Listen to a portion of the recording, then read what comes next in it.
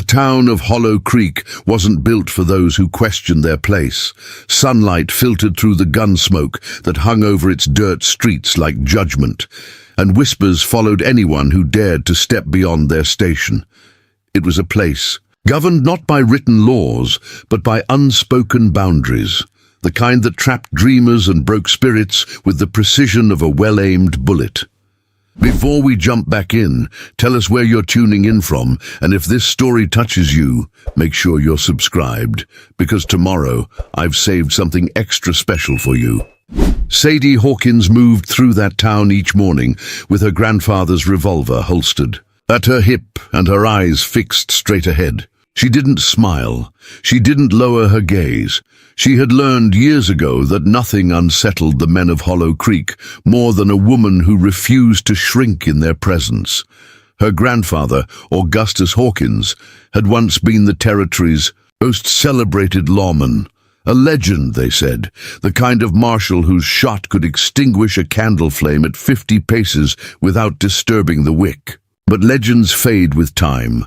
Augustus was found dead near Cottonwood River 3 winters past, badge missing, boots muddied, and nothing but mystery left behind. They claimed he'd suffered a heart seizure while tracking a fugitive. Sadie never believed that. She never would. Since then, she'd kept his memory alive the only way she knew how, by mastering what he had taught her. Every dawn, while the town still slumbered, she practiced behind the livery stable, shooting at bottles, tin cans, and sometimes just weathered fence posts. She didn't shoot to impress. She shot to remember. She shot to survive. The revolver was heavy in her small hand. It kicked like a stallion, but it was the last connection. She had to him, and when she held it, the world made sense, if only for a moment. Word of the sharpshooting contest spread through Hollow Creek like wildfire that spring. Mayor Chester Wilson announced it with his customary self-importance, standing on a crate outside the saloon, whiskey flushing his cheeks. $100 gold to the steadiest hand in Hollow Creek. Men only, unless some lady thinks she's man enough to outshoot us. Laughter erupted like dynamite in a mine shaft. Sadie had already made her decision before the echoes faded. She would enter. She would stand on that street. She would win. Mrs. Abernathy, who ran the town's only boarding house and had held Sadie's hand through her grandfather's funeral, tried to dissuade her over steaming cups of coffee that evening. "You know what they'll say, child," she murmured, eyes worried beneath grey brows. "What they'll do if you best them." "I ain't here to be liked," Sadie answered, tying her hair tightly back. "I'm here to be remembered." That night, alone in her small rented room, she cleaned her grandfather's revolver like it was sacred ritual. Each polish of the barrel a silent promise, each check of the cylinder a question unanswered. But something else stirred beneath her determination. A quiet fear she couldn't name. Not fear of losing, not even fear of the men's mockery. It was the fear of being seen clearly, openly, not as Augustus Hawkins's granddaughter, not as a curiosity in a small-minded town, but as herself. And in Hollow Creek, being truly seen could cost everything. The morning of the contest arrived scalding. Hot, the kind of day where heat rippled the air above the street and made distant buildings waver like mirages. Hollow Creek gathered at the edge of town, where wooden targets had been arranged at various distances. The whole community turned out, not for the demonstration of skill, but for the entertainment, particularly when they saw Sadie walk onto the dusty Main Street, revolver holstered at her side. She wore her grandfather's worn leather vest, too large for her frame but cinched tight, and boots that had been resoled 3 times. Her eyes, green as river moss and just as unfathomable, surveyed the crowd. Men started jeering before the first shot rang out. "This ain't no quilting bee," shouted Samuel from the mercantile.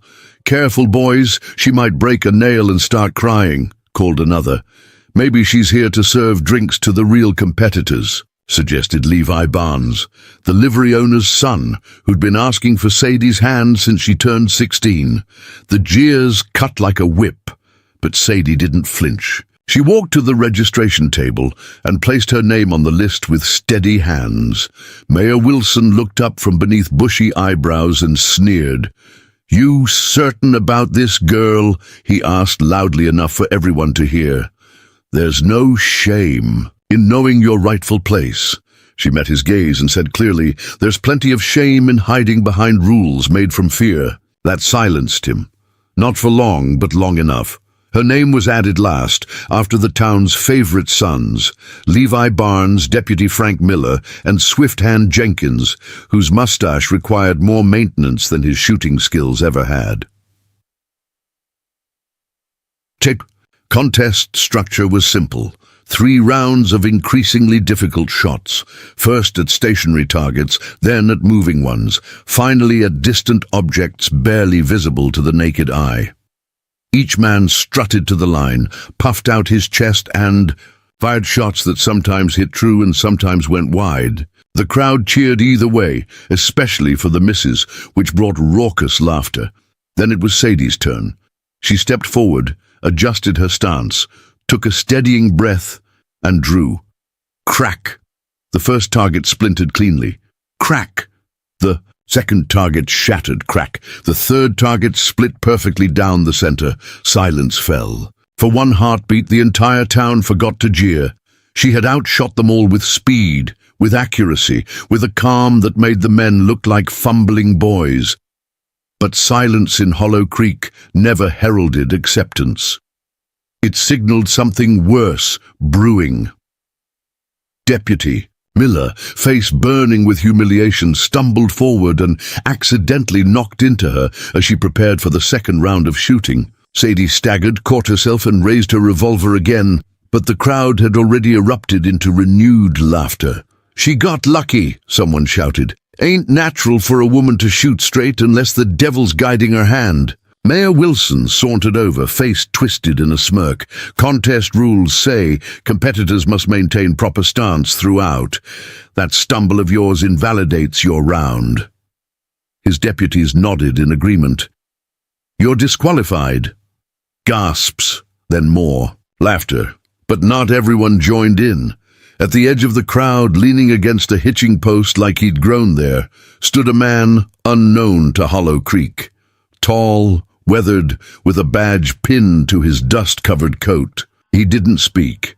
He didn't smile. He simply watched. His eyes followed Sadie as she lowered her revolver. Not in shame, not even in anger, just disbelief, the kind that stung worse than rage. As she turned to leave, shoulders squared and steps rigid, the stranger stepped forward. Quietly, deliberately, he reached out and without a word, he took her hand. The laughter still rang in Sadie's ears as she attempted to walk away with whatever dignity remained. Her fingers tightened around the smooth, walnut grip of her revolver, which now felt like it was burning against her palm, not from heat, but from the shame that clung to it like gunpowder residue. Her boots kicked up small clouds of dust with each step, and each footfall away from that contest felt heavier than the last. She didn't cry. Not here, not in front of them, but her heart pounded like hoofbeats against her ribs, then from behind her, a hand. It came not with force, but with certainty, deliberate, steady, and unexpected. She turned just enough to see him, the stranger, with the badge, the one who hadn't moved throughout the entire contest, the one no one seemed to recognize. His gloved hand reached for hers. She didn't understand what was happening until his calloused fingers closed around her own. Not roughly, not hesitantly, just with quiet assurance. He didn't speak, not yet, but his eyes met hers with a steadiness that calmed the dust devils of her thoughts. There was no pity in his gaze, no mockery, just a clear recognition that somehow, cut deeper than all the words thrown at her back, the crowd fell silent again, this time from confusion rather than shock. "Who in tarnation is that?" someone whispered near the water trough. "Looks like trouble wearing a badge. Ain't that the Marshal they sent from the territorial office?" "Marshal Callahan," Mayor Wilson muttered under his breath, watching the two figures like a hawk, eyes a snake. Preparing and narrating this story took us a lot of time, so if you are enjoying it, subscribe to our channel. It means a lot to us now. Back to the story. Been asking questions around the county these past weeks. Keeps to himself. They say he was Augustus Hawkins's partner years back. The kind of man who speaks little and shoots less, but when he does, graves get dug. But Sadie didn't care about the whispers or the eyes burning into her back, because the man beside her finally broke his silence. "You shoot straighter than any of them," he said, his voice low and weathered like leather left too long in the sun. "Don't let small men diminish what you are." She stared at him. Those were the first words of true recognition she'd heard in months, maybe years, and they weren't performative. They weren't said for effect. They were spoken only for her, and that resonated in a way she couldn't articulate. She opened her mouth to reply, but no sound emerged. He was already turning, still holding her hand as if letting go wasn't yet an option. The crowd parted before them, not from respect but wariness. Together they walked past the saloon, the general store, the small chapel where they'd laid her grandfather to rest. They said nothing, but in that silence, something took root between them, a connection, an understanding, a possibility. Marshal Callahan stopped beside the old well where the shade was deepest and the noise of the town faded. He released her, hand carefully, as if setting down something of value. "You didn't have to do that," she said finally, voice barely above a whisper. "They'll turn their gossip on you now too." "I know," he answered, then shrugged, as if the opinions of others were as insignificant as dust on his coat. She studied his face. "Why?" He leaned against the well, arms crossed. "Because I've seen what happens when good people get crushed by bad rules." She looked at him properly now. Really looked. He wasn't young, he wasn't untested. His eyes were the kind that had witnessed too much death, and his coat hung heavy with the weight of 1,000 miles. A scar traced from his temple to his jaw, another crossed the back of his right hand. A man who had spent most of his life facing down the barrels of other people's choices. "You knew my grandfather," she said. It wasn't a question, he nodded. "Rode with him for 7 years. "Then why? Haven't I seen you before? Why weren't you at his funeral? I don't attend funerals of men who aren't really dead." The words hit her like a physical blow. She stepped back, uncertain. "What are you saying?" He looked at her for a long moment. Not through her, into her. "I'm saying your grandfather didn't die of any heart seizure, and he wasn't tracking any fugitive." That hit harder than any mockery ever could. She felt the blood drain from her face. "I don't understand." "No," he said, "but you will." And with that, Marshal Callahan adjusted his hat and walked toward the sheriff's office, as if he hadn't just shattered the foundation of her world with a handful of words. Sadie stood there, revolver at her side, the noise of the contest far behind her, and for the first time in a long while, she felt something stir inside her chest. Not grief, not even hope. Purpose. The town of Hollow Creek carried on, as small towns always do. By the following morning, the sharpshooting contest had become just another story to embellish over whiskey. Some claimed Sadie had wept. Others swore she'd cursed the mayor before storming off. But no one could quite explain the marshal who had walked with her. The one with the silence that spoke volumes, and the eyes that made even the bravest men find something interesting to study on the ground. No one saw Marshal Callahan again for the next 2 days, though rumor claimed he'd taken a room at the far end of Mrs. Abernathy's boarding house. And no one missed the fact that Sadie Hawkins was asking questions she'd never dared ask before. Questions about the night her grandfather supposedly died, about who found him, about why no one ever saw the body before burial. Questions that hung in the air like gunsmoke, refusing to dissipate. The third day after the contest dawned, with clouds gathering on the horizon, promising a storm that the drought-stricken land desperately needed. Sadie rose before the rooster's crow, her sleep having been fitful and plagued by questions. She dressed quickly, strapped on her grandfather's gun belt, and stepped out onto the boarding house porch, just as the first drops of rain began to fall. There, seated in a weathered rocking chair as if he'd been waiting all night, was Marshal Callahan. His hat rested on his knee, and his eyes were fixed on the approaching storm. He didn't turn when she appeared, but she knew he was aware of her presence. "You've been asking questions," he said, voice barely audible above the distant thunder. Sadie leaned against the porch rail, studying his profile.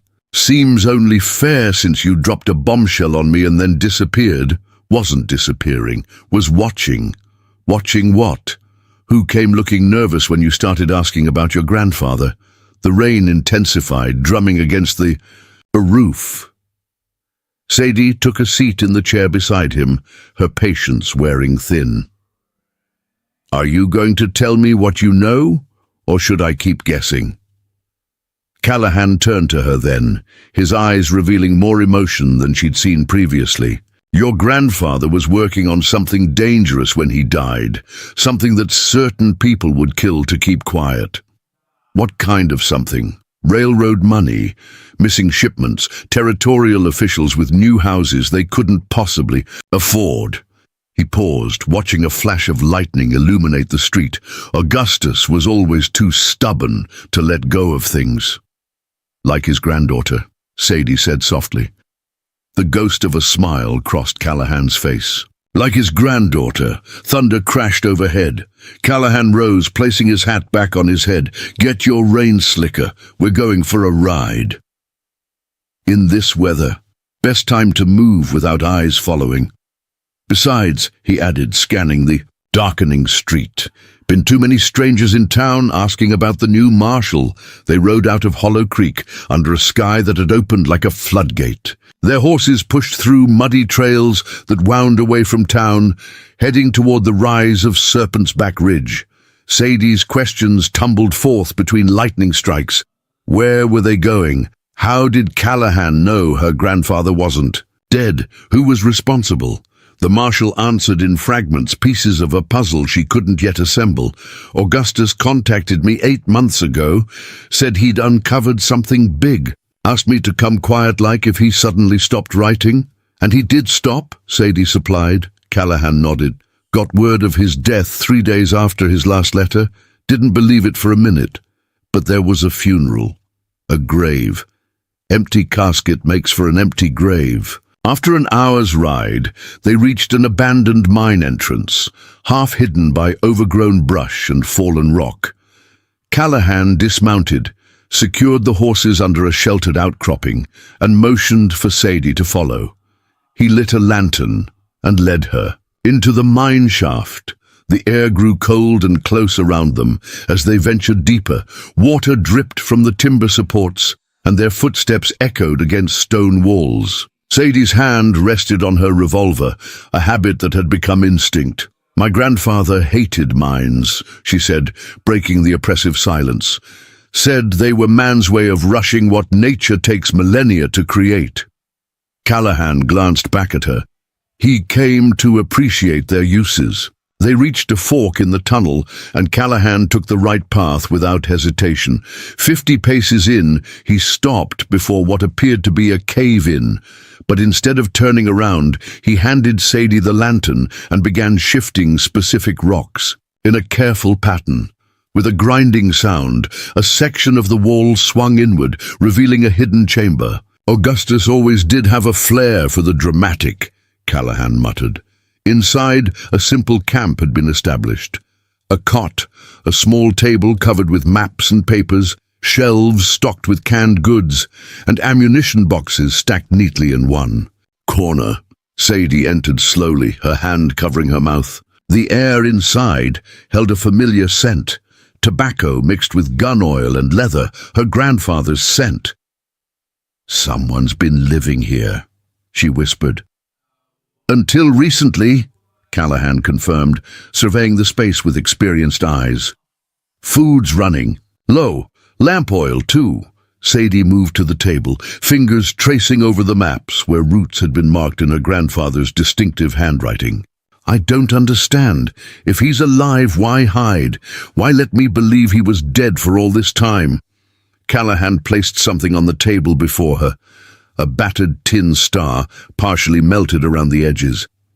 Because to the people hunting him, he needed to be dead. And to keep you safe, you needed to believe it too. Sadie picked up the damaged badge, turning it over in her hands. This is my grandfather's. The one they said was missing from his body. Callahan's voice hardened. He left it for me to find. A message. What kind of message? That someone tried to kill him, but failed. The Marshal spread out one of the maps, revealing markings throughout the territory. Augustus discovered that someone in the territorial government was working with the Clayton gang, railway robberies, stagecoach heists, all hitting shipments carrying government payrolls. And these attacks weren't random, Sadie said, studying the map. They're all along the new railway expansion. Callahan nodded, impressed. Your grandfather realized the thieves had inside information, knew which shipments carried the most money, and precisely when they'd arrive. So someone high up is feeding them information, exactly, and when Augustus got too close, they tried to eliminate him. Sadie finished, the pieces falling into place. He was ambushed at Cottonwood River, shot twice, but managed to escape. The attackers assumed he'd died in the river and reported back to their employer that the job was done. Callahan's jaw tightened. Augustus dragged himself here and has been gathering evidence ever since. Sadie sank onto a nearby chair, the weight of revelation pressing down on her. Then where is he now? That's what concerns me. Callahan examined freshly disturbed papers on the table. Looks like he left. In a hurry. Less than a week ago, I'd guess. Could they have found him? Possible, but not likely. Your grandfather is too careful. He picked up a journal, flipping through the pages. He mentions a final piece of evidence, something that would expose everyone involved. Lightning flashed through a small air shaft above, momentarily washing the chamber in harsh light. In that instant, Sadie noticed something carved into the wall behind the cot, an arrow pointing downward with her initials beside it. Without a word, she moved to the spot and knelt, running her fingers over the rough stone floor until she felt a loose section. She pried it up, revealing a small metal box. Callahan was beside her instantly. What did you find? He left this for me. Sadie opened the box with trembling hands. Inside lay a sealed envelope addressed to her, a small leather pouch, and a folded document. She opened the envelope first, her grandfather's familiar script flowing across the page. Sadie, if you're reading this, then James found you. Trust him, as I have. The document enclosed names every conspirator in the railway scheme, judges, officials, businessmen who've grown rich on stolen government funds. The pouch contains bullets taken from my body, bullets that match the gun of our esteemed Mayor Wilson, who personally led the ambush against me. I've gone to confront the true mastermind behind it all. If I succeed, I'll come for you. If not, this evidence must reach Territorial Governor Hammond, no one else. You are more than they know, more than perhaps even I knew. Your mother's blood runs in your veins, as well as mine, and she was the finest sharpshooter the territory ever saw, a secret she kept to protect herself in a world that fears capable women. With all my love, Augustus Sadie. Read the letter twice, her heart pounding against her ribs. My mother was a sharpshooter, Callahan nodded. The legendary Phantom Jane. Your grandfather never told you because she'd made him promise not to. After she died from fever, he honored that promise. But why keep it secret? Because Jane Hawkins wasn't just any sharpshooter. She was the only witness to a massacre 15 years ago, when several government officials ordered the slaughter of a peaceful settlement to clear land for the railway. Callahan's expression darkened. They'd been hunting any connection to her ever since. If they knew her daughter was alive and asking questions, They'd come for me too. Sadie unfolded, the document scanning the names listed. Her breath caught. Deputy Miller is on here, and Judge Thornton, half the town council, and at the top, Regional Railway Commissioner Edward Montgomery. The governor's brother-in-law, Sadie whispered. A sudden crash from deeper in the tunnel jerked them to attention. Callahan extinguished the lantern immediately, plunging them into darkness. Someone followed us, he whispered, drawing his revolver. Sadie tucked the evidence into her vest, her own gun already in hand. How? We were careful. This conspiracy runs deep, eyes everywhere. He guided her toward a narrow crevice at the back of the chamber. There's another way out through here. Your grandfather showed me years ago. They squeezed through the opening just as voices echoed from the main tunnel, rough, unfamiliar, and determined. Callahan led her through a twisted passage that climbed steadily upward, the only light coming from occasional fissures in the rock ceiling. The storm continued to rage outside, masking their movements with crashes of thunder. After what seemed like an eternity of blind scrambling, they emerged onto a narrow ledge halfway up Serpent's Back Ridge. Rain lashed at them as they pressed themselves against the cliff face. Below, they could see 3 riders securing their horses near the mine entrance. Clayton's men, Callahan muttered. We need to move. Their horses were lost to them now, still tethered at the main entrance. They would have to proceed on foot through the downpour. Callahan pointed toward a dense copse of pines about half a mile distant. Head there, stay low. I'll be right behind you. Sadie hesitated. We should stay together. I need to see who's leading them. Go, now. Reluctantly, she began making her way across the ridge, keeping to rocky ground where their tracks would be washed away by the rain. The storm provided cover, but also made the terrain treacherous. Slick mud and loose stones threatened to send her tumbling with each step. She reached the pines and took shelter, shivering as she scanned the ridge for Callahan. Minutes passed, with no sign of him. Then suddenly a shot rang out, echoing across the valley. Then another, and another. Sadie's heart lurched. She drew her revolver and started back toward the mine, but froze when she heard voices approaching. 2 men, arguing, as they crashed through the underbrush below her position. Lost him in the rain. Boss ain't gonna be happy. At least we know they found something. Why else would that Marshal be protecting the Hawkins girl? Doesn't matter. Wilson wants them both dead by sundown. No loose ends. The men passed by, without spotting her. Sadie waited until they were out of earshot before continuing toward the mine, every sense alert for danger. The rain had begun to ease, making concealment more difficult. She found Callahan halfway down the ridge, propped against a boulder, his left arm dark with blood. Thought I told you to wait in the trees, he grunted as she knelt beside him. Seems I'm as bad at following orders as my grandfather. She examined his wound. A bullet had torn through his upper arm. Not life-threatening, but painful and bleeding freely. She tore a strip from her underskirt and bound it tightly. Did you see who was leading them? She asked as she worked. Better. I heard them.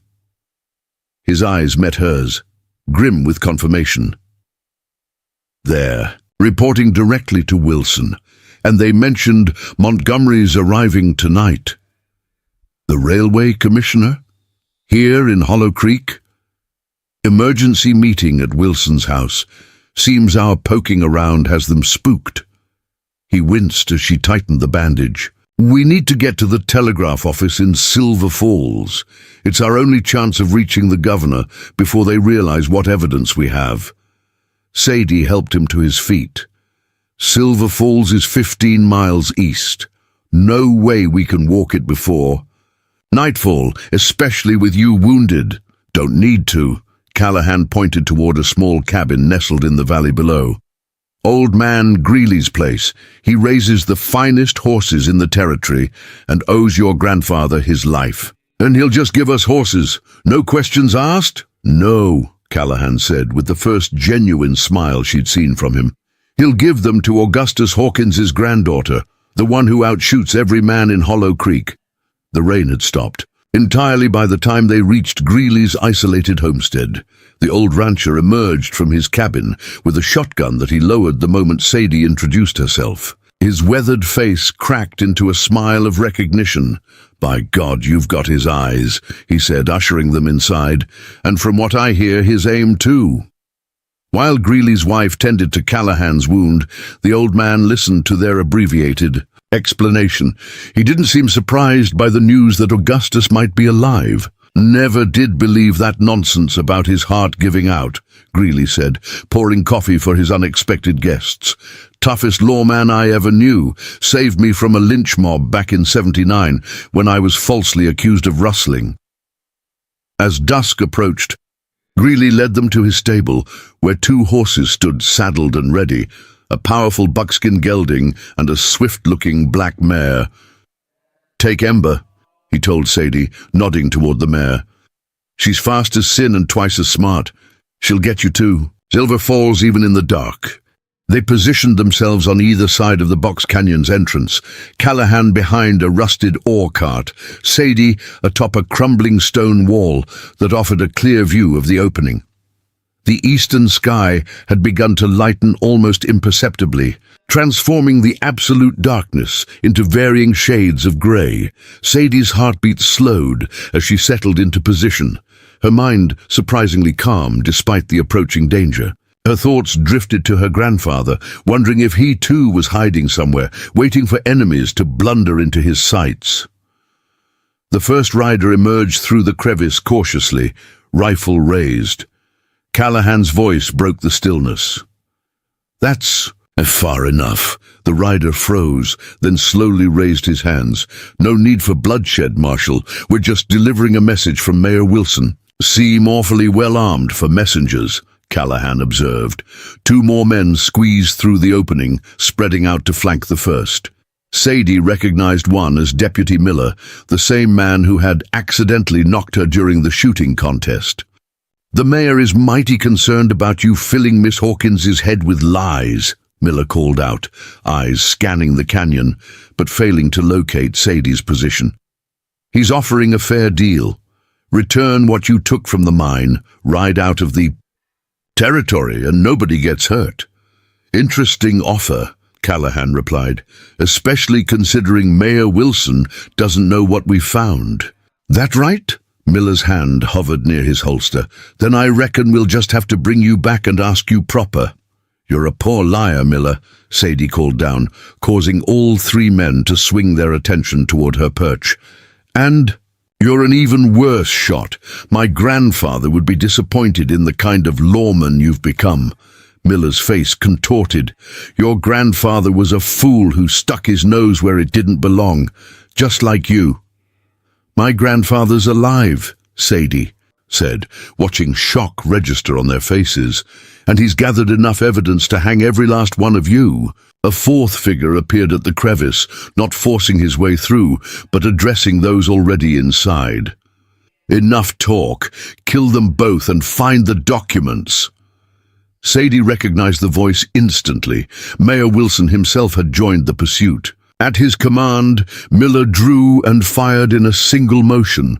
The bullet struck stone inches from Callahan's position, sending fragments flying. The ambush erupted into chaos. Sadie fired the Winchester with a precision that surprised even her, her first shot catching Miller's right shoulder, spinning him backward. Callahan dropped to one knee, revolver barking twice, sending the other. "Men diving for cover. Get Wilson!" Callahan shouted as he reloaded. Sadie swung the rifle toward the crevice, but the mayor had already retreated. More shots peppered their positions, forcing her to duck behind the wall. When she rose again, 2 more men had squeezed through the entrance, using the fallen Miller as cover while they dragged him toward an abandoned mining shed. The gunfight settled into a tense stalemate. 5 attackers now inside the canyon, pinned, down, but dangerous, with Sadie and Callahan holding the higher ground, but outnumbered.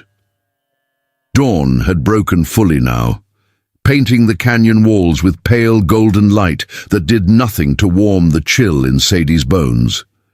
A bullet whined past her ear, close enough that she felt its passage disturb her hair. She returned fire, forcing a man back behind a stack of rusted barrels. Across the canyon, Callahan was moving from position to position, keeping their attackers guessing, compensating for his injured arm with cunning and experience. "We can't. Stay here," he called to her during a lull in the shooting. "They'll have reinforcements coming around the main canyon to flank us." "Then we make a push," Sadie decided, checking her ammunition. "Clear them out before the others arrive." Callahan nodded grimly. "On my signal, target the shed first. That's where Miller went." He fired 3 rapid shots toward the ore cart, where 2 men had taken refuge, then whistled sharply. Sadie understood immediately. A diversion. She raised the Winchester and fired twice into the mining shed's remaining windows, heard a cry of pain, then vaulted over her wall and moved quickly down the slope toward a new position. The gambit worked. Believing they were under full assault, 2 men broke cover, attempting to reach their horses. Callahan's revolver cracked once, twice, and both went down. Sadie reached a pile of boulders that offered a clear line to the shed and the crevice beyond it. "It's over, Miller!" she shouted. "Tell your men to throw out their weapons!" No answer came from the shed. Instead, a rifle barrel poked through a broken window, firing blindly in her direction.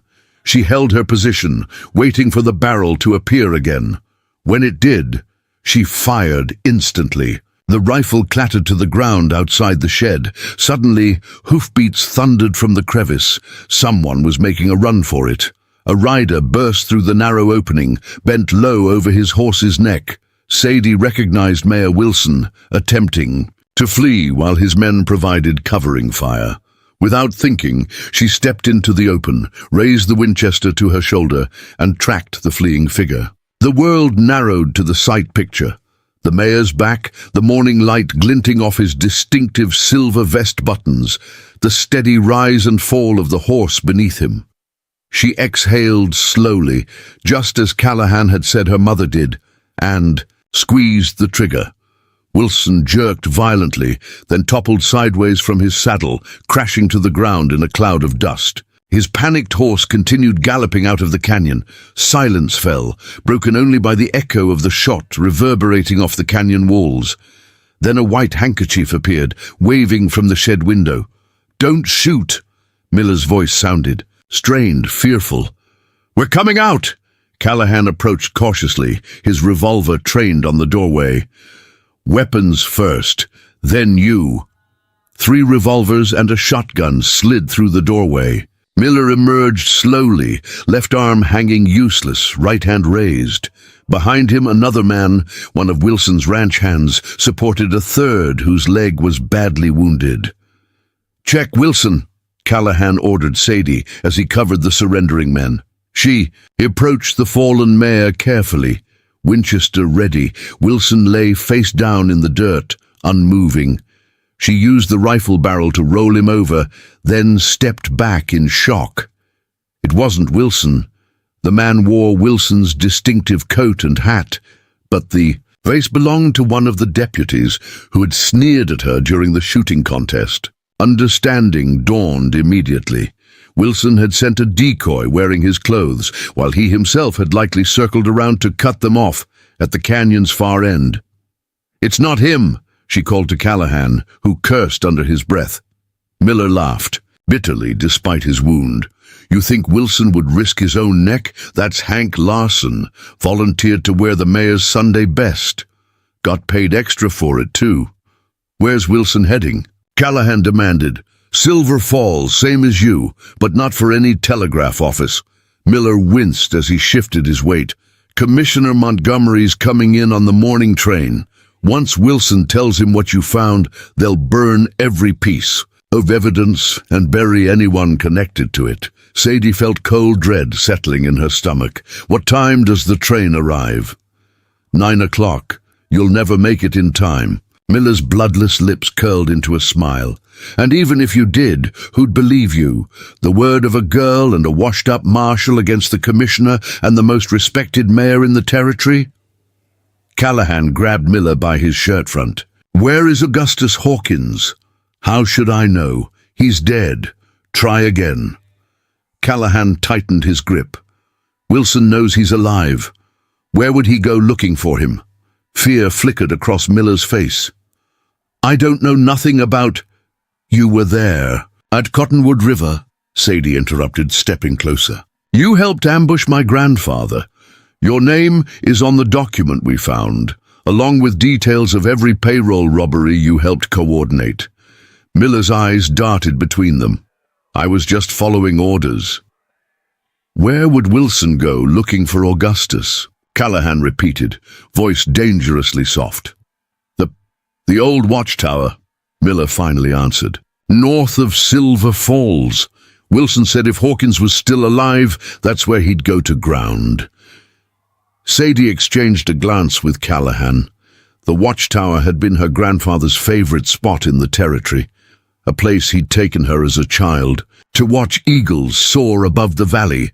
"If you're lying," Callahan began. "I ain't, I swear." Miller's face had gone ashen from blood loss. "What are you going to do with us?" Callahan released him with a disgusted shove. "Tie them up. We'll send someone back for them when we reach Silver Falls." While Callahan secured the prisoners, Sadie searched the bodies of the fallen men. On one, she found a telegram that made her breath catch. "Valued merchandise secured. Stop last witness en route to delivery point. Stop meet at watchtower. Stop." "Look at this," she called to Callahan, handing him the paper. "They've got someone, a witness." The Marshal read it quickly, his expression darkening. "Or they've got your grandfather." "Then we need to reach that watchtower." Sadie was already moving toward the horses. "We have two objectives now. Warn the territorial governor and save my grandfather." "We can't do both," Callahan said, following her. "Not in time." Then we split up. She mounted her horse, decision already made. "You're wounded, but you know what to say to the governor. I'm the better shot now, and I know the way to the watchtower. That's not happening. Your grandfather would never forgive me if I let you ride into an ambush alone. I'm not asking permission, Marshal." She checked the Winchester, then secured it in the saddle scabbard. "My mother died because powerful men wanted to silence her. I won't let the same happen to my grandfather." Callahan studied her, something like pride warring with concern on his weathered face. "You are just like him, you know. Stubborn as a day is long. Must be a family trait." She managed a tight smile. "Give me your badge." "What for? If I'm going to crash a meeting between Mayor Wilson and Commissioner Montgomery, I might as well look official." Callahan removed his marshal's badge and handed it to her. "This doesn't make you bulletproof." "No." She pinned it to her vest. "But it might make them hesitate just long enough." Dawn had fully broken as they rode from the box canyon, splitting up at the main trail. Callahan heading east toward Silver Falls and the telegraph office, Sadie turning north toward the high country where the abandoned watchtower stood sentinel over the territory. The morning air carried the scent of sage and gunpowder as she urged her horse to a gallop across the open plateau. The document naming the conspirators was secured inside. Her vest, the weight of it nothing compared to the burden of knowledge that pressed upon her. Her mother, poisoned for witnessing a massacre. Her grandfather, hunted for seeking justice. And herself, a woman whose skill with a gun had been mocked just days ago, now riding alone toward a confrontation that would either expose the corruption poisoning the territory or add her name to its list of victims. The sun climbed higher as she rode, casting her shadow long across the grassland, a single rider moving like an arrow toward truth or consequence. Either way, Sadie Hawkins would not be turning back. The abandoned watchtower rose from the northern ridge like a skeletal finger, pointing accusingly at the sky. Built during the Apache Wars a generation earlier, it had once served as the territory's first line of defense, a place where sharp-eyed scouts could spot trouble miles away and signal warnings with mirror flashes or smoke. Now it stood forgotten, its wooden stairs rotting, its purpose obsolete in a time of uneasy peace. Sadie approached cautiously, leaving her horse tethered in a stand of juniper half a mile back. The sun had climbed to mid-morning position, which meant Montgomery's train would be arriving in Silver Falls soon. Whatever was happening at the watchtower, she needed to assess quickly and decide whether to intervene or ride for the telegraph office to help Callahan. She moved on foot through the rocky terrain, Winchester cradled in her arms, every sense alert. The land was deceptively open, rolling hills of golden grass interspersed with outcroppings of red stone that could hide a dozen men. Twice she froze as eagles soared overhead, their shadows gliding across the ground like silent messengers. Quarter mile from the watchtower, she spotted the horses, 7 of them, tethered in a natural depression that hid them from casual observation. Among them was a cream-colored stallion with distinctive black stockings that she recognized instantly as Mayor Wilson's prized Arabian. So the telegram had been correct. This was indeed the meeting place. Crouching behind a boulder, Sadie surveyed the area through her rifle's scope. 2 men stood guard outside the watchtower's base, enforcers by the look of them, with the hard eyes and scarred knuckles of men who solved problems with violence. The tower itself rose 60 feet, with an enclosed observation platform at the top. A crude rope and plank elevator system hung alongside it, currently positioned at ground level. There was no clear way to approach unseen. This had been a watchtower for a reason. It commanded views in all directions. Her only advantage was that no one would be expecting a lone woman to mount an assault. Sadie settled deeper into her position, considering options. A frontal attack was suicide. Waiting for nightfall would mean arriving too late to help her grandfather, if indeed he was inside. She needed a distraction. Her eyes fell on the horses again, and the beginnings of a plan formed in her mind. Carefully, she worked her way in a wide loop until she was positioned near the animals, approaching from downwind to avoid spooking them. The guards' attention remained fixed outward, never suspecting threat would come from a direction their superiors' horses already occupied. Sadie removed her bandana and secured it around the loading lever of the Winchester, soaking it with a few precious drops from her canteen. Then she withdrew her grandfather's revolver, checked its cylinder, and waited for a passing cloud to mute the sun's brightness. When the moment came, she struck a match and touched it to the damp bandana. It didn't flame, but began to smoke heavily, a trick her grandfather had taught her for signaling in the wilderness. With a sharp slap to the nearest horse's flank, she sent the animal bolting through the others, creating instant chaos as 7 horses scattered in multiple directions. The guards reacted predictably, rushing to reclaim the valuable mounts. Sadie seized the opportunity, sprinting low through the grass toward the tower's blind side. She reached the base unseen and pressed herself against the sun-warmed wood, listening intently. Voices drifted down from above. Angry, urgent voices engaged in heated debate. One she recognized immediately as Mayor Wilson's distinctive southern drawl. Another spoke with the clipped precision of formal education. Montgomery, she presumed. But it was the third voice that froze her blood, weak but defiant, a voice she'd believed silenced forever. Her grandfather was alive, and he was up there. The elevator presented too obvious a target. Instead, Sadie located the maintenance ladder. Little, more than metal rungs hammered into the tower's frame, many rusted or missing entirely. She slung the rifle across her back, holstered her revolver, and began to climb, testing each rung before trusting it with her weight. Halfway up, she heard hoofbeats approaching, a lone rider galloping toward the tower. Through a gap in the wooden slats, she glimpsed a man in a fine suit astride a lathered horse. He dismounted in a fluid motion that spoke of military training and addressed the guards who had managed to recapture only 3 of the scattered horses. "Where is Commissioner Montgomery?" the newcomer demanded, his accent marking him as Eastern educated. Upstairs with the mayor and the prisoner, one guard answered. They're expecting you, Judge Thornton. Sadie's grip tightened on the ladder. Judge Thornton, the territorial circuit judge, whose name appeared prominently in the conspiracy document. Another piece falling into place. The judge disappeared inside the tower's base as Sadie continued her precarious ascent. The voices above grew clearer as she neared the platform. Cannot afford any further delays, Montgomery was saying, his tone imperious. The governor expects a full report by week's end, and the railway investors are growing nervous about these persistent security issues affecting their shipments. My men are searching for them now, Wilson responded. The girl can't have gone far, not with a wounded Marshal in tow.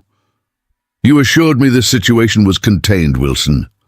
The Sioux Commissioner's voice dripped with contempt. First, you failed to eliminate Hawkins properly, and now his granddaughter and a federal marshal are in possession of sensitive documents. I've sent men to every telegraph office within 50 miles, Wilson countered. They won't be able to contact the governor. They won't need to. This was her grandfather's voice, strained but resolute. When Marshal Callahan fails to report in, the federal office will send investigators. Your entire operation will be exposed. A sharp sound, flesh striking flesh, followed by Montgomery's cold voice. You've been a persistent thorn, Hawkins. One I should have removed years ago when we silenced your wife. Jane was worth 10 of you, Augustus growled, and our daughter is smarter than all of us combined. Sadie reached the platform's edge, peering through a gap in the floorboards. 4 men occupied the space above. Montgomery in an expensive tailored suit, Wilson looking disheveled from his hard ride, her grandfather tied to a chair with blood crusting one side of his face, and a 4th man she didn't recognize, likely. Montgomery's personal security. She waited, gathering intelligence and catching her breath as Judge Thornton entered through the trapdoor. The documents weren't at her boarding house, Thornton announced without preamble. We've searched everywhere. Then she has them with her, Montgomery concluded. Wilson paced nervously. What about the witness, the one who survived Clearwater? Secure for now, Montgomery replied. But if these documents reach the governor, with the witness testimony, even my influence won't be enough to contain it. Then we eliminate the final obstacles, Thornton said coldly. The girl, the Marshal, and we complete what should have been finished with Hawkins 3 years ago. And how do you propose we find them? Wilson demanded. They could be anywhere between here and the territorial capital by now. A thin smile crossed Montgomery's face. They'll come to us, or rather, to him. He gestured toward Augustus. The girl clearly inherited her grandfather's sentimentality along with his stubbornness. Sadie had heard enough. She withdrew the Winchester from her back, counted her remaining ammunition, and took a steadying breath. 5 armed men against 1 woman. The odds were poor, but surprise and higher ground would help even them somewhat. She crept around the platform's exterior to position herself near a window, then launched her assault with a single, precisely aimed shot. The bullet shattered a lantern hanging above the men, sending glass and flaming oil cascading down. In the resulting confusion, she swung through the window, rifle raised. "Nobody move," she commanded, her voice carrying the same authority she'd heard in Callahan's. "Hands where I can see them." The men froze. Recognition and shock registered on multiple faces. "Sadie," her grandfather breathed, eyes widening. "No, you shouldn't have." "Enough," she cut him off, keeping the rifle trained on Montgomery, clearly the most dangerous of the group. "You men are under arrest for conspiracy, corruption, theft of government funds, and the murder of Jane Hawkins." Wilson recovered first, his politician's smoothness taking over. "Now, Miss Hawkins, I understand you're upset, but these are serious. Accusations against respected officials. Whatever your grandfather told you, save it, Wilson." She withdrew Callahan's badge with her free hand. I have all the evidence I need right here and in the documents currently en route to Governor Hammond. With a wounded Marshal who may not reach his destination, Montgomery observed calmly, seemingly unperturbed by the rifle aimed at his chest. You've made a grave miscalculation, young woman. The only miscalculation was yours, Sadie replied.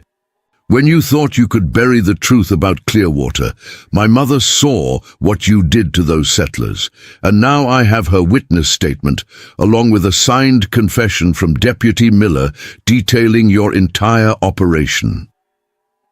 This was a bluff. Miller had confessed to nothing in writing, but the mention of her mother and Clearwater had the desired effect. Montgomery's composed facade cracked for an instant, revealing genuine alarm. Thornton moved subtly toward a shotgun leaning against the wall. Sadie immediately adjusted her aim. Touch that, and I'll put a hole through you where your conscience should be, Judge.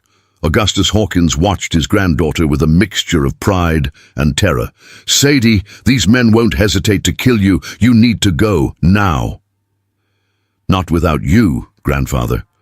Her tone brooked no argument. And not without justice for Mother. Jane died of fever, Wilson insisted, though his eyes betrayed him. Jane Hawkins was poisoned on your orders, Sadie corrected, after she witnessed Montgomery ordering the massacre of 37 settlers to clear land for his railway interests. She turned her gaze to Montgomery directly. How much was that land worth, Commissioner? Was it worth my mother's life, the lives of those families? Montgomery's expression hardened. Progress requires sacrifice, Miss Hawkins. The territory needed that railway. The governor's office understood that, even if your mother and grandfather couldn't grasp the larger picture. The governor never authorized murder, Augustus said firmly. When he learns what you've done in his name, he'll do nothing, Montgomery interrupted. My sister is married to the governor. My family financed his campaign. You think he'll risk everything on the word of a discredited Marshal and his gun-toting granddaughter? Sadie kept the rifle steady, despite her racing heart.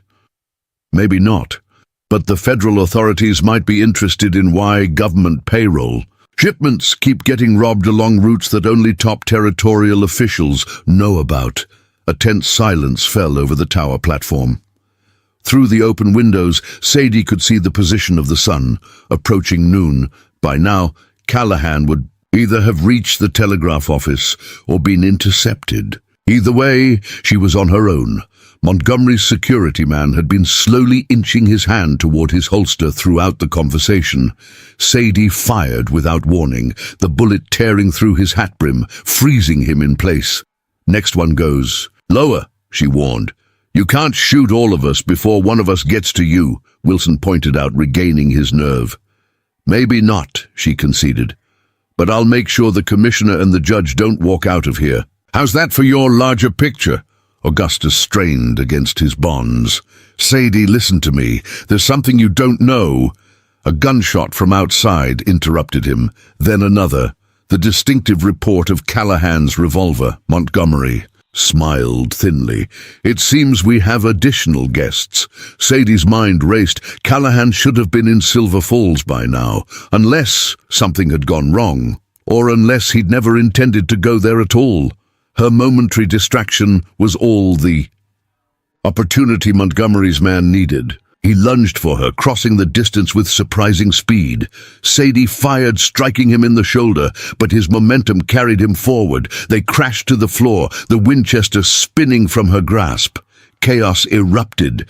Wilson dove for cover as Augustus kicked out with his bound legs, toppling his chair to create an obstacle. Thornton grabbed the shotgun while Montgomery withdrew a small derringer from his vest pocket. Sadie fought with desperate intensity, driving her knee into her attacker's wounded shoulder. He howled, but maintained his grip, pinning her gun arm. With her free hand, she clawed for her grandfather's revolver, fingers closing around the grip, just as Montgomery took aim with his derringer. A thunderous shot shook the tower, but not from Sadie's weapon or Montgomery's. The trapdoor exploded upward, and Marshal Callahan emerged like an avenging spirit, blood-stained but very much alive, revolvers in both hands. "Federal Marshal," he announced unnecessarily. "Everyone down!" Montgomery swung toward this new threat. Sadie seized the moment to smash her revolver against her attacker's temple, finally freeing herself.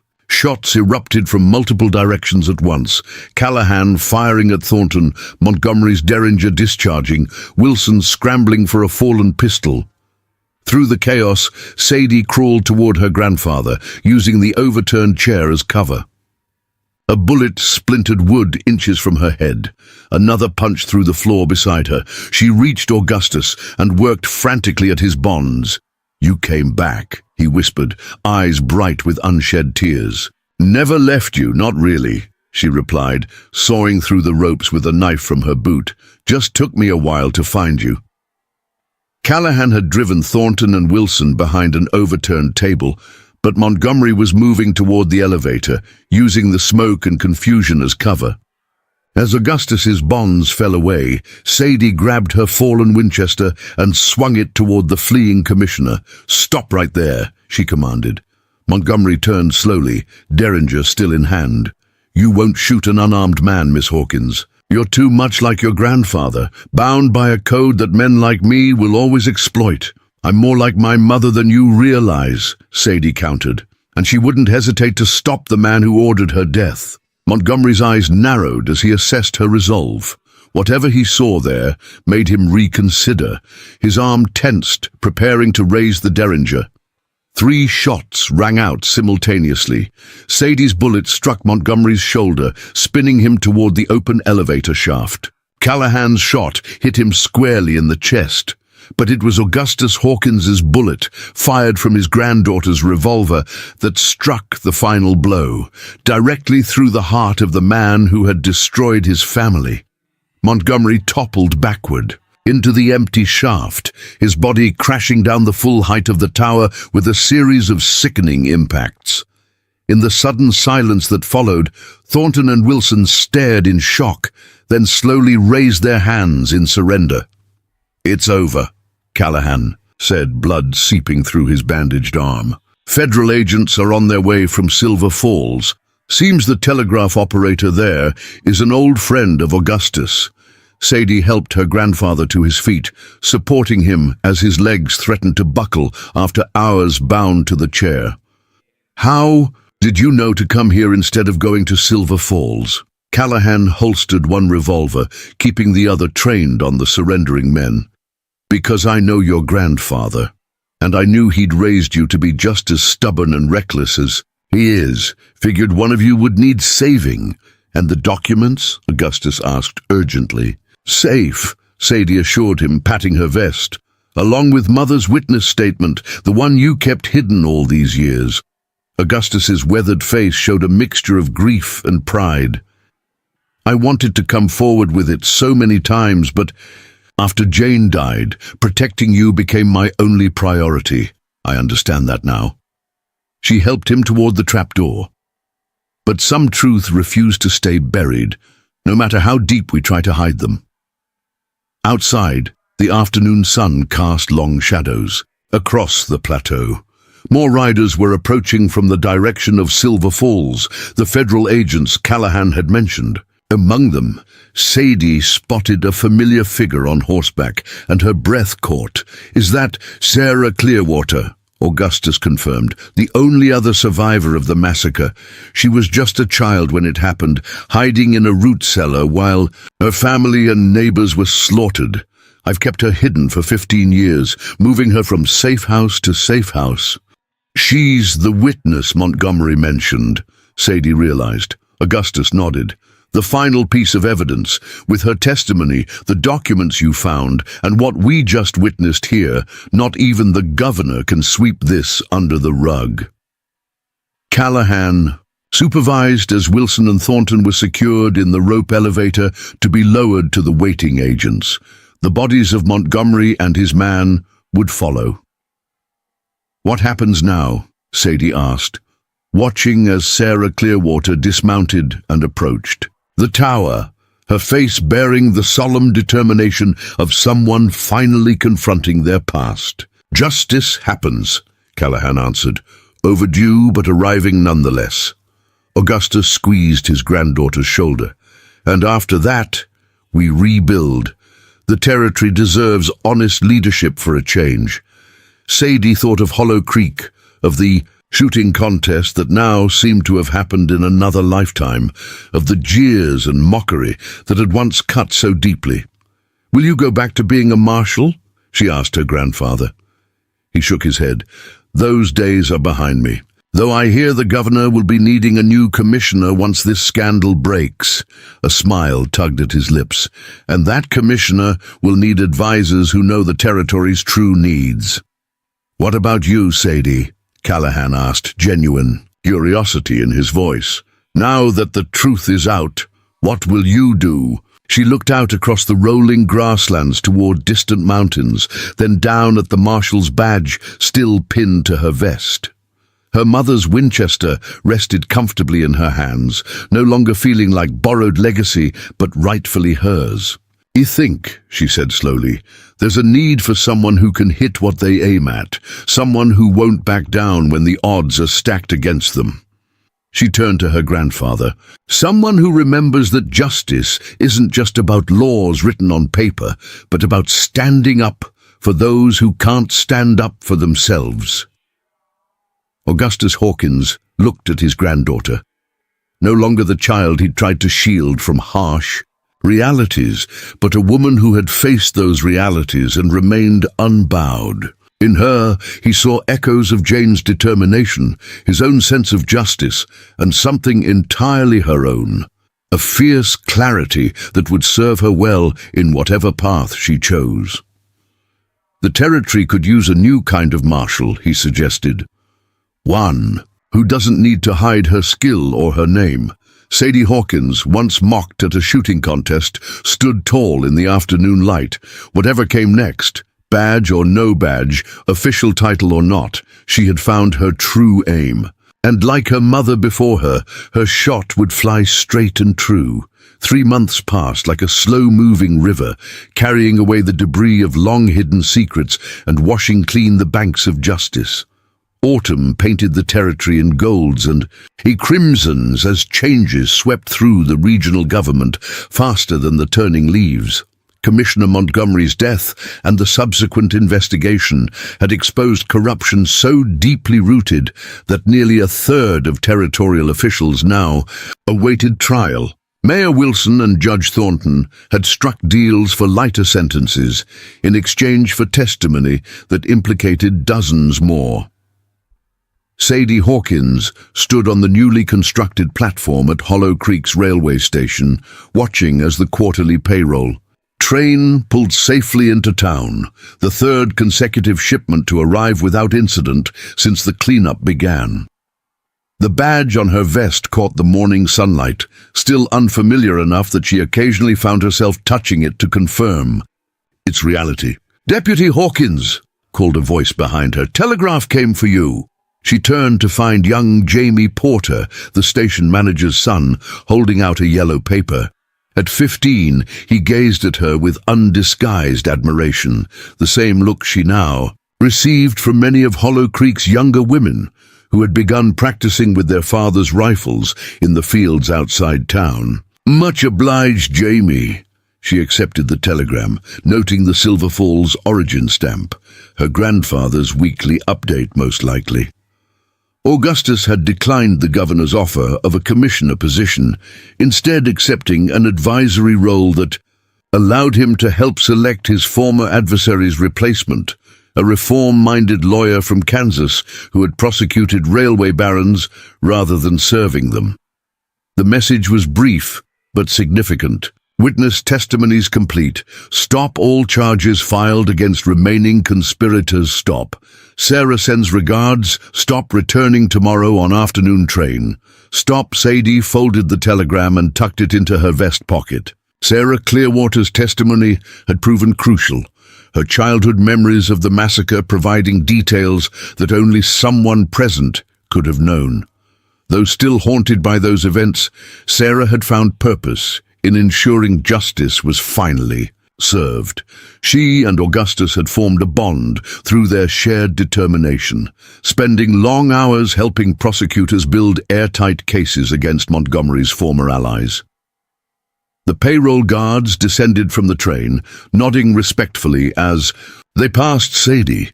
Their captain, a grizzled veteran named Hargrove, touched his hat brim. "All secure, Deputy. 4 strongboxes for the Territorial Bank. Marshal Callahan sends his regards from Fort Smith." "How's his arm healing?" she inquired. "Says it aches when rain's coming, but otherwise good as new." Hargrove grinned. "Though, he claims his shooting's even better now that you gave him those pointers." Sadie smiled at that. Callahan had been promoted to Regional Marshal Coordinator, overseeing law enforcement across 3 territories. His recommendation had been instrumental. In her appointment as deputy, the first female peace officer officially recognized by the territorial government. The appointment had caused controversy initially, but her role in exposing the conspiracy had silenced most critics. Those who still objected learned quickly that she could outshoot any man who challenged her authority.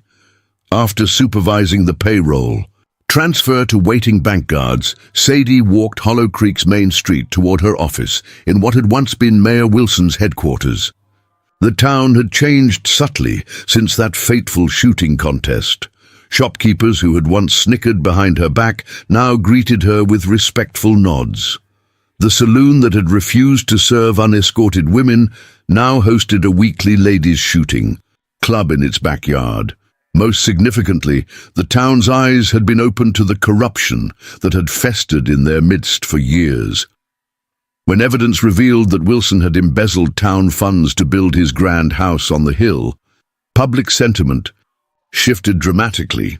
The house now served as a school, with particular emphasis on education for girls, a project Sadie had championed using her mother's recovered estate funds. She paused outside the general store, where Mrs. Abernathy stood arranging a window display. The older woman waved her inside. "Just got a shipment from back east," Mrs. Abernathy announced, leading Sadie to a wooden crate. "Ordered it special after what you said about your mother." Inside the crate lay a custom-made shooting outfit, practical split skirts, reinforced, jacket with ammunition loops, and a tooled leather gun belt sized for a woman's frame. The craftsmanship was exquisite. "Mrs. Abernathy, this is—" Sadie ran her fingers over the supple leather.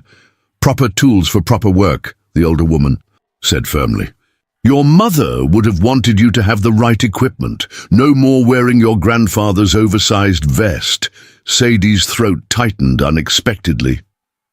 "I don't know what to say." "Say you'll wear it to the Territorial Shooting Championship next month." Mrs. Abernathy's eyes twinkled. "Those men from Tucson need showing up something fierce, the Territorial Championship." Sadie had almost forgotten. After Governor Hammond had personally requested her participation to demonstrate the territory's progressive values to our Eastern investors, she'd reluctantly agreed. Though her badge wasn't for show, she understood the symbolic importance of her visibility in such events. "I'll wear it proudly," she promised. Later that afternoon, Sadie rode to the old practice range behind the livery where her journey had begun. The wooden targets had been replaced with proper metal ones that rang satisfyingly when struck. Several children watched from a safe distance as she drew her grandfather's revolver, now officially hers, and fired 6 rapid shots that clustered at the center of the farthest target. "That's even better than yesterday, Miss Hawkins," called 8-year-old Emma Davis, whose pigtails bounced with excitement. "Will you show me how to fan the hammer again?" "Another time, Emma," Sadie answered, holstering the weapon. "Remember what I taught you all about firearms? They ain't toys," chorused the children. "They're tools for protection and providing, not for showing off." "That's right," Sadie nodded approvingly. "Now who can tell me the 4 rules of handling a firearm?" As the children recited the safety rules she'd drilled into them, Sadie reflected on how differently Hollow Creek treated its daughters now. These girls wouldn't grow up believing their gender determined their capabilities. They might not all choose to shoot or ride or wear badges, but they would know such choices existed.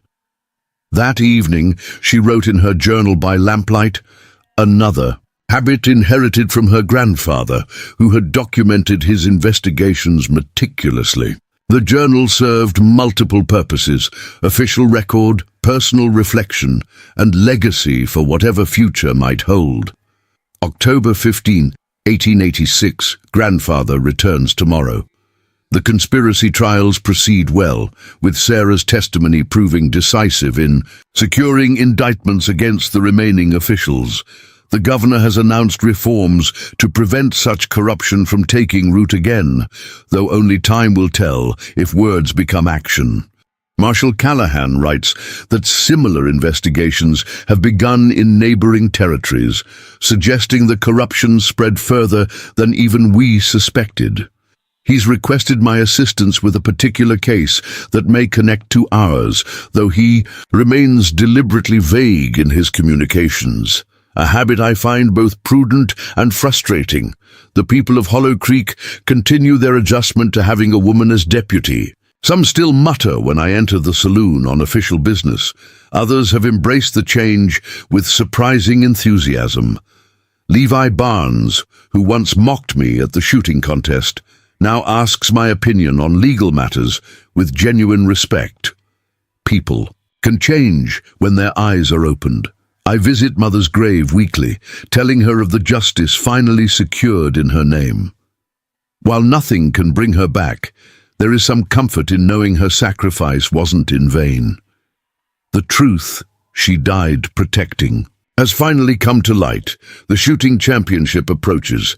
Unlike the contest that started this journey, I enter this one not to prove my worth to others, but to represent something larger than myself. Every young girl who sees a woman compete as an equal carries that image forward into her own future. Sometimes, I wonder what would have happened had Marshal Callahan not appeared that day, had he not taken my hand when everyone else laughed.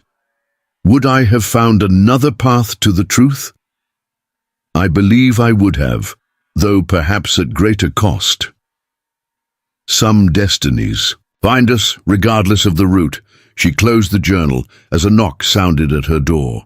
Deputy Frank Miller, demoted but retained in a limited capacity after his cooperation with the investigation, stood outside, his expression troubled.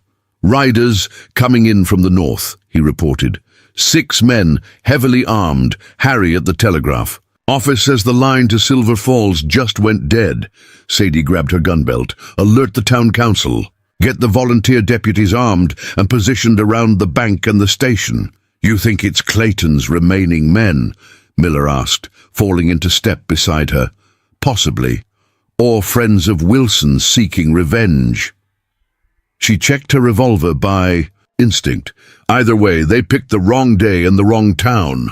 Word spread quickly through Hollow Creek. Shopkeepers locked their doors, families moved to second stories or cellars, and the Volunteer Peace Committee, established after Wilson's arrest, took up defensive positions throughout town. Unlike 3 months ago, Hollow Creek now stood united, with Sadie Hawkins coordinating its defense.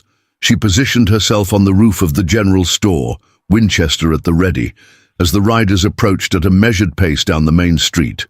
Their leader was a broad-shouldered man with a scar bisecting his left cheek, his duster concealing what Sadie's experienced eye recognized as a shotgun holster. "That's Decker," Miller whispered from his position one rooftop over.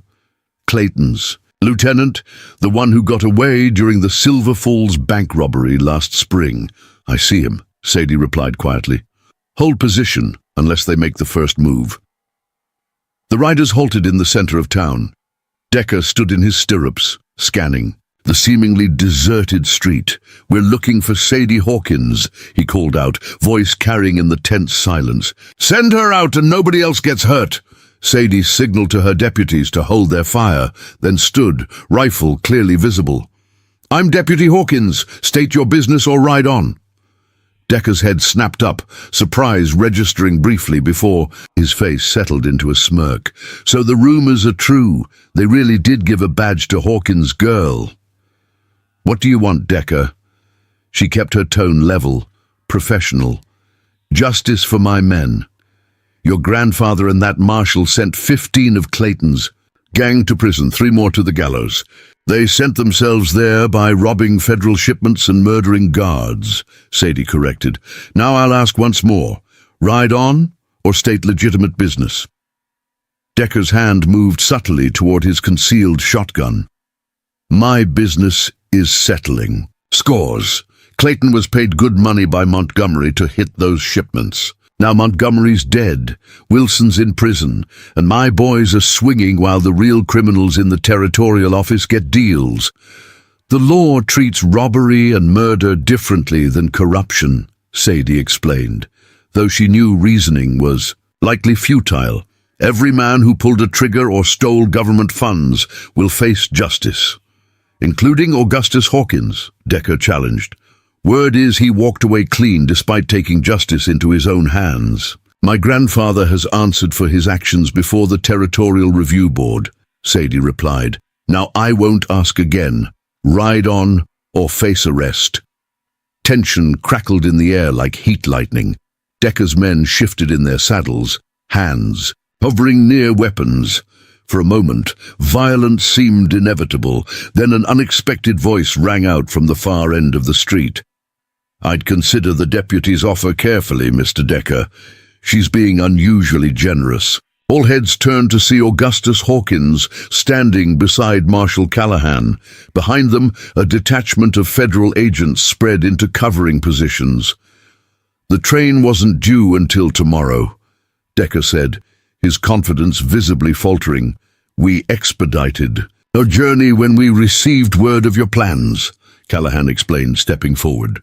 5 of Clayton's imprisoned men have provided statements about your role in organizing the railway robberies. The murder of 2 guards at Copper Creek has been directly attributed to your orders. Decker's face hardened. Clayton should have kept his mouth shut. Clayton's looking to avoid the noose, Augustus said. You would be wise to consider a similar strategy. For a breathless moment, Decker weighed his options, eyes darting between the forces surrounding him. Sadie kept her rifle trained steadily on his chest, knowing his decision balanced on a knife's edge. Slowly, deliberately, Decker raised his hands. Looks like you win this round, Hawkins. All of you Hawkinses. As Callahan's men moved in to disarm and arrest the riders, Sadie descended from her position to meet her grandfather. Despite having seen him just a week earlier, the sight of Augustus Hawkins still triggered a profound wave of gratitude that he was truly alive. You're early, she said simply, fortuitously so. He embraced her briefly, then stepped back to examine her with a critical eye. You organized the town's defense well. They responded to your leadership without question. They've learned I can hit what I aim at, she replied with a hint of pride. Both literally and figuratively. Later, after Decker and his men had been secured in the reinforced jail cells that had once held their victims, Augustus, Callahan, and Sadie gathered in her office. Sarah Clearwater joined them, her quiet strength a reminder of all that had been lost and gained in the pursuit of justice. The territorial reorganization is proceeding better than expected, Callahan reported, spreading a map across Sadie's new desk. New districts have been established with independent oversight for each. No single official can control regional operations as Montgomery did. And the railway? Sadie asked. Under new management, Augustus confirmed. Eastern investors were horrified by the Clearwater revelations. They've installed directors committed to ethical development. Sarah spoke up, her voice soft but firm. They've agreed to establish a memorial at Clearwater Crossing, and a portion of railway profits will fund schools for settlers' children throughout the territory. It's not enough, Sadie said, meeting Sarah's eyes with understanding. Nothing could be enough for what was taken from you. No, Sarah agreed, but it's a beginning, and beginnings matter. The conversation shifted to future plans. Callahan would return to Fort Smith after the Territorial Shooting Championship to oversee expanded federal operations. Augustus had been invited to Washington to advise on Western development policies. Sarah had accepted a teaching position at the new school in Hollow Creek, determined to shape young minds toward justice. "And you, Deputy Hawkins?" Callahan asked. "The territorial governor has mentioned interest in expanding your role. Special, investigator perhaps, or even marshal of a larger district." Sadie considered the offer, looking out her window at the town that had once mocked her and now looked to her for leadership. "Hollow Creek still needs stability. There's work to be done here first." Augustus nodded approvingly. "Building something is always harder than tearing it down. This town is fortunate to have you." As the meeting concluded and they prepared to depart, Sarah hung back, waiting until the men had left before approaching Sadie. "I wanted to give you this," she said, placing a small wooden box on the desk. "Your grandfather mentioned you never had any keepsakes of your mother." Inside the box lay a simple silver pendant in the shape of a 5-pointed star, worn smooth from years of handling. "Jane gave this to me the day she hid me in the root cellar," Sarah explained, eyes distant with memory. "Said it was her lucky star, and that it would keep me safe until she returned." Her voice caught briefly. "She never did, but the star worked. I survived." Sadie lifted the pendant carefully, feeling its weight, the physical connection to the mother she'd lost so young. "I can't take this. She gave it to you." "She would want her daughter to have it," Sarah insisted, "especially now that you wear a star of your own." Tears threatened, but Sadie contained them. "Thank you for this and for your courage in coming forward." "We both honor her memory in our own ways," Sarah said simply. "You with that badge, me with my testimony. Jane Hawkins lives on through both." The Territorial Shooting Championship arrived with the first frost of November. Competitors from across 3 territories gathered at the newly constructed range outside Silver Falls. Unlike the informal contest in Hollow Creek that had started Sadie's journey, this was an official event with governors, railway executives, and newspaper reporters in attendance. Sadie wore the custom shooting outfit Mrs. Abernathy had procured, her mother's pendant visible at her throat, her grandfather's revolver at her hip. She noted the stares and whispers as she registered, some dismissive, others curious, a few openly hostile.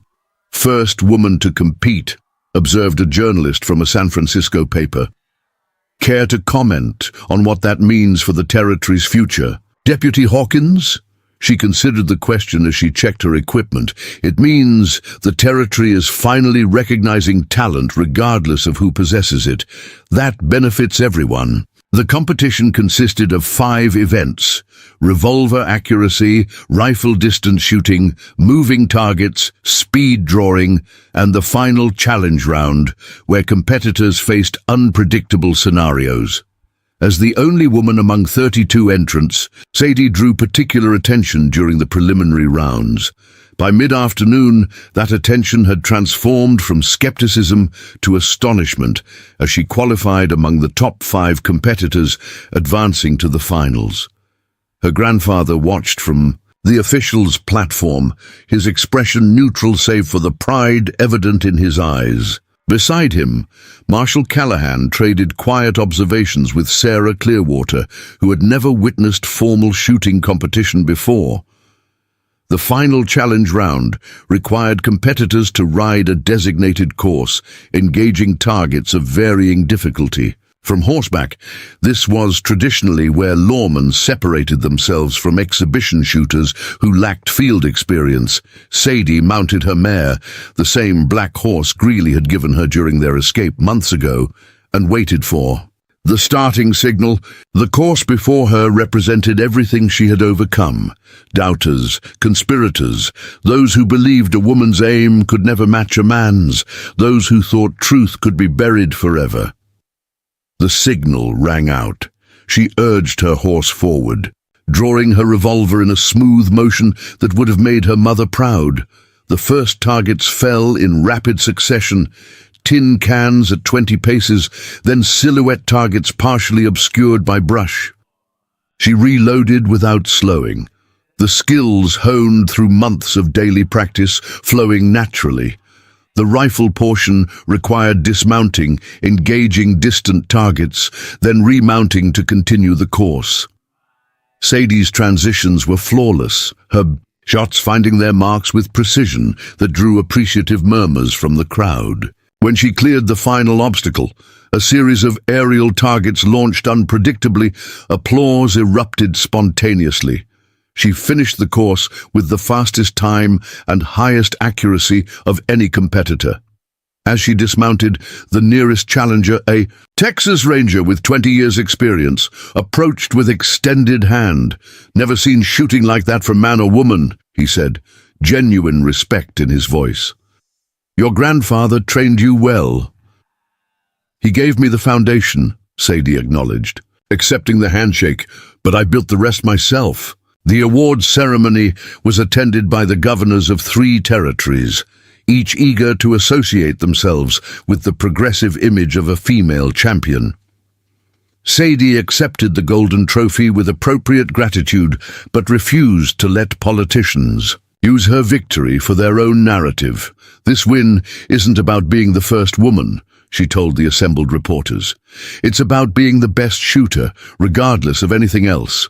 That's the true equality we should be working toward." As the crowds dispersed and congratulations faded, Sadie found herself standing at the edge of the practice range, looking out toward the distant mountains where the abandoned watchtower still stood. Augustus joined her, his step lighter than it had been in years. "Your mother would have been prouder than words could express," he said quietly. "I know." Sadie touched the silver star at her throat. "Though I think she would have outshot me." Augustus smiled. "Perhaps. She never got the chance to see how good she could become. You have that opportunity, because of her sacrifice, and yours." Sadie turned to face him fully. "You gave up everything to pursue the truth." "Not everything," he corrected, resting a hand on her shoulder. "I still had my granddaughter, even when she didn't know I was watching over her." The setting. Sun cast long shadows across the range, turning the world to gold and crimson. In the distance, the evening train whistled as it approached Silver Falls Station, the same track that had once been built on bloodshed, now serving as a lifeline of legitimate commerce and connection. "What comes next?" Sadie asked. Not just of her grandfather, but of herself. "Justice is never finished," Augustus replied, "but it can progress, one straight shot at a time." As they walked back toward town, Marshal Callahan approached with an official-looking telegram. "Governor's office," he explained, handing it to Sadie. "Arrived during the final round." She opened it and read quickly, her expression shifting from surprise to thoughtful consideration. "They're establishing a special investigations unit," she explained. "Agents who can move between territories, handling cases local authorities can't or won't address. They want me to help train the first cohort." "Sounds like a recognition of your unique qualifications," Callahan observed. "And a chance to ensure what happened here doesn't happen elsewhere," Augustus added. Sadie folded the telegram, tucking it away as she had done with so many pieces of evidence that had eventually revealed a larger truth. The journey that had begun with mockery at a small-town shooting contest had opened doors she never imagined existed, not just for herself, but for others who would follow. The town of Hollow Creek wasn't built for those who questioned their place, but Sadie Hawkins had questioned anyway, had demanded answers, had refused to accept the boundaries others established. In doing so, she hadn't just found justice for her family, she had redrawn the boundaries themselves. The next morning would bring new challenges, new cases, new opportunities to demonstrate that truth, like a well-aimed bullet, eventually hits its mark. But for tonight, walking between the two men who had helped her discover her own strength, Sadie Hawkins carried the legacy of her mother's courage and the promise of a future where skill alone determined one's worth. The echo of her shots would resonate long after the mountains fell silent. Up next, you've got two more standout stories right on your screen. If this one hit the mark, you won't want to pass these up. Just click and check them out, and don't forget to subscribe and turn on the notification bell so you don't miss any upload from us.